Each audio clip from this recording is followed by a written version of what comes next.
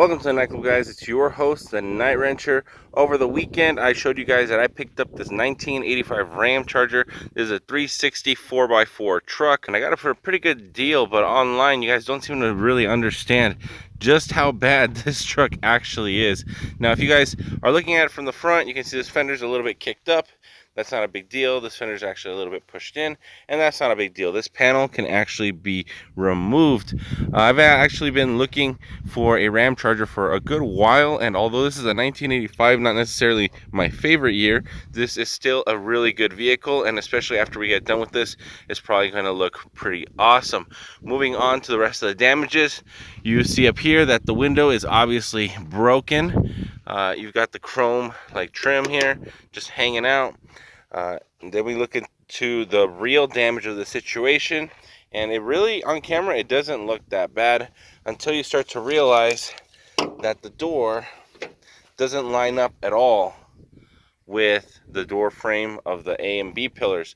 As you guys can see, this whole section right here is actually completely crumpled in and lifted up. I don't know how that's going to be repairable, if I can even repair that. Looks like somebody's already tried to do a little bit of a repair. It looks like they cut it with the grinder, probably trying to pull it back out. I'm probably going to take it to a body shop to maybe see if they can do some magic to it. But aside from that as well, the actual B pillar is completely pushed in. You can see that the rest of the body comes up over here, and then this thing's actually pushed about an inch inward. Somebody installed these doors after the fact, trying to get it lined up and repaired, but there's just so much damage to it. You can see how bad this thing lines up. It's just not doable the way it is. I'm gonna have to do a little bit of Mickey Mouse work here.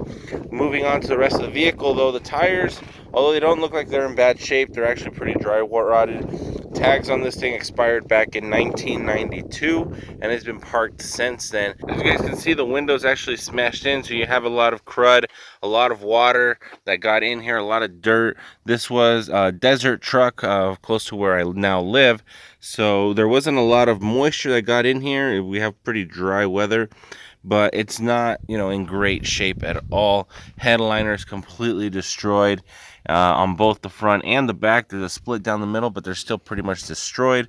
The passenger side is overall in pretty decent shape, and the dash is in good shape, but all the controls are completely stuck. The key won't even turn inside the ignition switch, and I'm not sure if the engine and transmission are still in decent shape, which I assume they are. I haven't checked to see if the back will open up, so let's try that. It's locked, so I'm going to need to do that when I find a way to add power. I tried jumping the battery and see if I can get power to the rest of the vehicle, but I cannot. These trucks have a rear mounted gas tank, which is awesome. Somebody also did the exhaust on this, and they also deleted the mufflers, which is not that awesome, but it looks fine. These wheels are like a polished outer lip, and then they got like a gold inner lip. Very retro. I kind of like the style. That might actually keep the wheels. The passenger side, as you guys can see, in pretty good shape. All the lines line up, and it looks pretty good. Up here in the front grille is actually in excellent shape as well. Front bumper and rear bumper, for that matter, are both really nice. This is broken a little bit from right here. I don't know if this is replaceable, but I plan to replace the entire grille with a slightly newer grille, probably from like an 87 or something like that, with the 4 holes. Popping open the hood, these hinges are actually really tight. This is the original 360 out of this truck. AC, power steering, everything is still 100% original as far as I can tell. I don't know if I'm going to keep it that way, especially here in California, because we have to deal with smog laws and everything has to be done a very specific way. As you can see, the battery is here as well. There is no front license plate. I don't know what happened to it. It does have a rear license plate, and I don't even run a front license plate anyway, so that's not a big deal either. The brake system looks like it's not actually leaking. There might not even be fluid, I'm not actually sure, but everything else seems to be in excellent shape. I don't think they drove this truck that often, and it does look like it's been pretty well taken care of.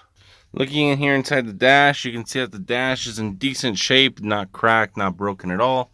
It's a nice blue interior, just like the one we used to have when I was a little kid. Door panels are in decent shape, but they do sell replacement ones, so I'm not too worried about that one. The shifter for the 4x4 is in good shape. The trim ring's still there. Everything's still there. And all of this is still here. Looks like this thing used to have cruise control, which is pretty cool. And it has the heater and everything, and all of this seems to be working.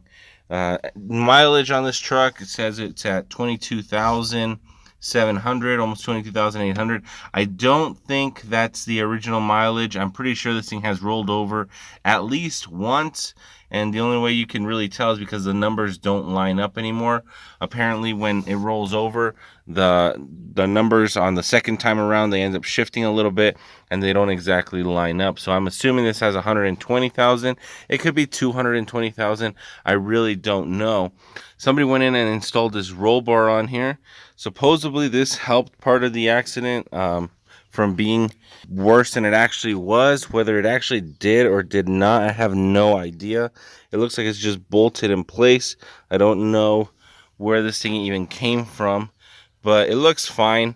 Overall, the truck doesn't look like it's in terrible shape, but it will need a little bit of work, and I'm not going to be immediately jumping on this. We do have a lot more projects to work on, and because I've kind of set the Charger aside a little bit, I really do want to jump back on it. And I've just been really busy with work, so I haven't been able to get any of my projects done. So that's about it. Let me know what you think in the comments below. I'll see you guys all in the next one. Night Wrencher out.